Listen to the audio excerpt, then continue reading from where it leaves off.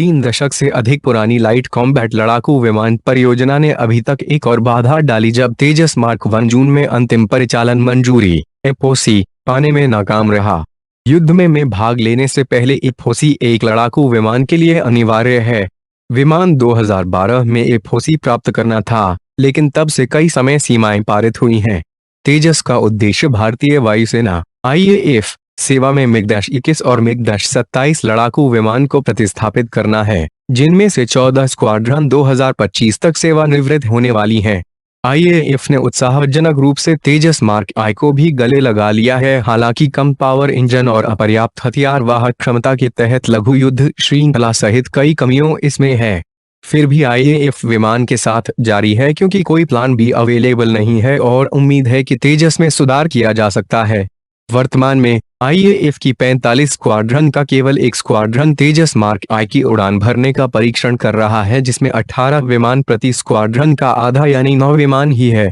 तेजस mark आई को केवल प्रारंभिक परिचालन निकासी आईओसी प्राप्त हुई है, जो एक वायुगत प्रमाणन से अधिक कुछ नहीं है, जिसका अर्थ है कि विमान उड़ान के लिए मंजूरी दे दी गई है और कुछ भी नहीं।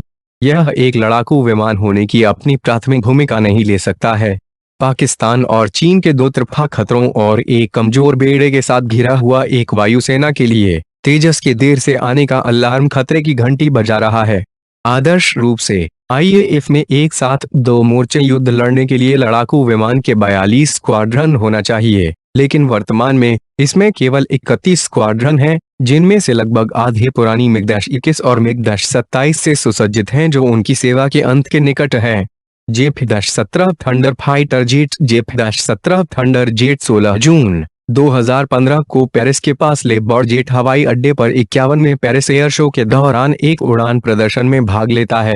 रायटर इसकी तुलना में पाकिस्तान के पास लगभग 25 मुकाबला स्क्वाड्रन हैं और चीन से सहायता के साथ उन्होंने तेजस की तुलना में कम समय सीमा में जेफ-17 थंडर हल्के लड़ाकू विमान को सफलतापूर्वक विकसित और परिचालित किया है। पाकिस्तानी वायुसेना में 5 स्क्वाड्रन में 100 से अधिक जेफ-17 की सेवा है और पुराने विमान को मिराज IIIV और F-7 मिग-21 की चीनी प्रति जैसे प्रतिस्थापित करने के लिए शामिल किया जा रहा है। जेफ-17 ने परेशान उत्तरी पाकिस्तान में भी कार्यवाही देखी है, जहां इसे विद्रोही छुपाओं पर हमला करने के लिए इस्तेमाल किया गया है। पाकिस्तान आक्रामक रूप से जेफ-17 को तीसरे विश्व के देशों में कम लागत वाली लेकिन सक्षम लड़ाकू विमान के रूप में विपणन कर रहा है और म्यांमार और नाइजीरिया से आदेश जीता है। इस बीच आईएएफ ने 123 तेजस का आदेश दिया है, जिनमें से 83 मार्क IA मॉडल होगा, जिसमें मार्क आई की तुलना में 43 सुधार होंगे, जिसमें सक्रिय इलेक्ट्रॉनिक स्कैन किए गए सरणी रडार, एक उन्नत इलेक्ट्रॉनिक वारफेयर सूट शामिल है जो विमान को शत्रुतापूर्ण वातावरण में सुरक्षित रखता है, जैमिंग या भ्रमित दुश्मन रडार और अधिक सक्षम हथियार।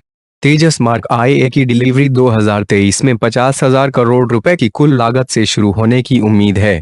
परियोजना की कुल लागत 75,000 करोड़ रुपए से अधिक है। हालांकि तेजस का निश्चित मॉडल जो आईएएफ वास्तव में चाहता है वह मार्क II है। तेजस मार्क II अभी भी ड्राइंग बोर्ड पर है और वर्तमान तेजस से बड़ा होने का अनुमान है और मिराज 2000 की तुलना में अधिक सक्षम होगा, जो एक 999 के कारगिल युद्ध के पाठ्यक्रम को अपने सटीक हड़ताल मिशन के साथ बदलकर महत्वपूर्ण था। डंडा तेजस मार्क II में एक अधिक शक्तिशाली इंजन, जनरल इलेक्ट्रिक G10-414 या समकक्ष, बेहतर रडार और एवियोनिक्स, अधिक ईंधन और हथियार वाहक क्षमता और कला युद्धों की स्थिति होगी। हालांकि इस विमान को शामिल करने के लिए कोई समय सीमा तय नहीं की गई है और पहले विमान को दिन के प्रकाश को 2030 के दशक में अच्छी तरह से देखने की संभावना है। परिचालन तैयारियों को बनाए रखने और संसाधनों को कम करने और तेजस मार्क IA के बीच अपने किनारे को बनाए रखने के लिए अभी भी कई सालों दूर। भारत ने विदेश से 114 लड़ाकू विमान हासिल करने के लिए 1.25 लाख रुपए की परियोजना को फिर से खोल दिया है।